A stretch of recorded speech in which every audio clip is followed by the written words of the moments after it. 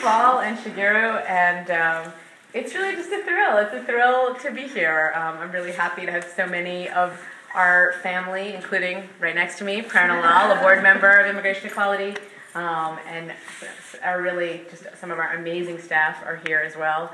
And we, in some ways, it feels to me like in Washington, we started in Stephen Bennett's living room, right? I mean, Stephen was here earlier tonight, and so many of the people who were in Stephen Bennett's living room are here tonight. And at that time, we had the same challenges, right? We had the same things motivated all of us, right? Just the absence of recognition of LGBT families, the invisibility of LGBT immigrants as individuals, the crushing impact of the HIV immigration and travel ban, and the little nascent opportunity for asylum that was still really new in those years, and that we were scared to talk about. I was thinking back to during the Bush administration how nervous we were to talk about the successes we were having in the asylum program, because we didn't want the Justice Department to hear us gloating about the cases we were winning for LGBT asylum seekers and take it away. So from that point, from the point when I took this job in 2005, Nora, you can come here. When I took this job in 2005, and I told people what I did, and people usually sort of paused when I said that I was going to end immigration discrimination against LGBT and HIV positive people. Usually paused, and someone would say, "Well, good luck with that."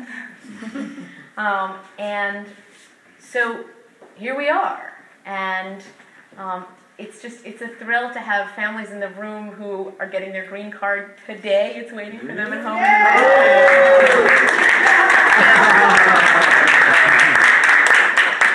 Families that are very close to getting their green cards,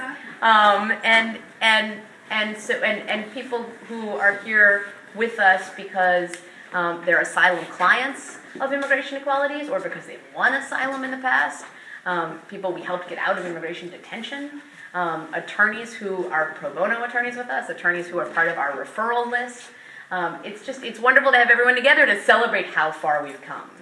And as many of you know, I'm going to step down from Immigration Equality at the end of this year and turn it over to just an amazing new cohort of people who are full of energy and excitement and really want to take the work further. And so one of them is Trina Olson, who is going to be our interim executive director starting January 1st. And you'll hear more from Trina in a minute.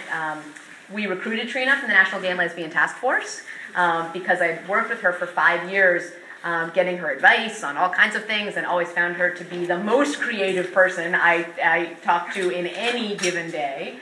And so I wanted her on our team. And so, I have real confidence that Immigration Equality is going to continue to do amazing work. And I'm going to stay a donor because, number one, we're just not finished, right? 80% of our couples are getting their green cards and are having champagne toasts and throwing green card parties for Immigration Equality and really excited, and 20% are still really not there yet.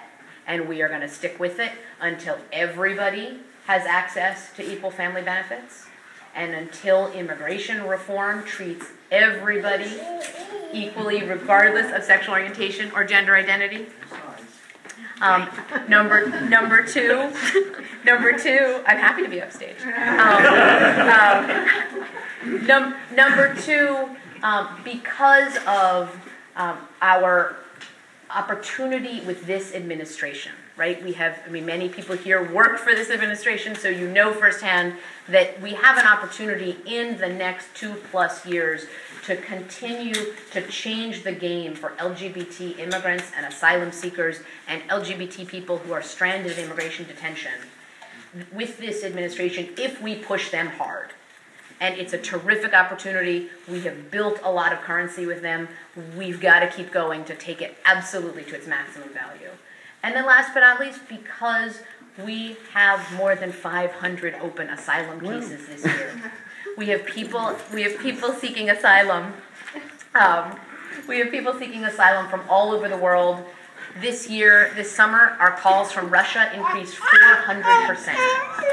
And the calls from the rest of the world, Carl, you've got a friend. My mic does. And calls from Russia spiked, and calls from the rest of the world didn't go down. So that's why we are going to keep going and keep fighting for LGBT immigrants and asylum seekers and detainees and families. And so I want to share